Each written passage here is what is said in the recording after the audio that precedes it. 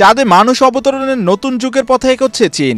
নিজেদের প্রযুক্তি ও মহাকাশ সক্ষমতার উপর নির্ভর করে দেশটি 2030 সালের মধ্যেই চাঁদে মহাকাশচারী পাঠানোর পরিকল্পনা বাস্তবায়ন করতে চায়। বৃহস্পতিবার এক সংবাদ সম্মেলনে চায়না ম্যানড স্পেস প্রোগ্রামের মুখপাত্র জাং জিগবো জানিয়েছেন, মানুষকে চাঁদে পাঠানোর প্রকল্পের গবেষণা ও উন্নয়ন কার্যক্রম নির্ধারিত সময়সূচি অনুযায়ী এগিয়ে চলছে।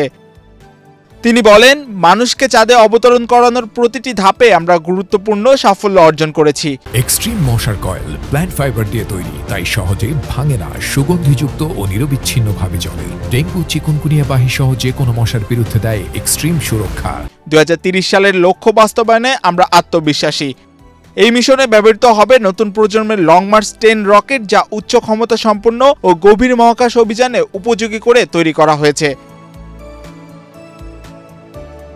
চীনের এই পরিকল্পনাকে দেশটির মহাকাশ কর্মসূচির অন্যতম বড় পদক্ষেপ হিসেবে দেখা হচ্ছে, কারণ এর মাধ্যমে যুক্তরাষ্ট্র ও রাশিয়ার পর চীন হতে পারে বিশ্বের তৃতীয় দেশ যারা নিজস্ব প্রযুক্তিতে মানুষকে চাঁদে পাঠাবে। এদিকে চীন ইতোমধ্যেই তাদের নিজস্ব মহাকাশ স্টেশন তিয়ানগং সম্পূর্ণ করার শেষ ধাপে রয়েছে। বর্তমানে এই স্টেশনে চীনা নভোচারীরা পর্যায়ক্রমে 6 মাস করে অবস্থান করে গবেষণা পরিচালনা করছেন। সর্বশেষ ক্রু দলে রয়েছেন জাং লু উইফে এবং জাং হুংজাং, যারা শুক্রবার স্থানীয় সময় রাত 11:44 জিউকুয়ান উৎক্ষেপণ কেন্দ্র থেকে মহাকাশযানে যাত্রা করবেন। এই অভিযানে নভোচারীরা সঙ্গে নিচ্ছেন 4টি ইঁদুর, যাদের উপর মহাকাশের ওজনহীনতা ও সীমাবদ্ধ পরিবেশের প্রভাব নিয়ে গবেষণা করা হবে। এটি ভবিষ্যতে দীর্ঘমেয়াদী চন্দ্র বা মঙ্গল অভিযানের জন্য গুরুত্বপূর্ণ তথ্য সরবরাহ করবে বলে জানিয়েছেন প্রকল্প সংশ্লিষ্ট কর্মকর্তারা।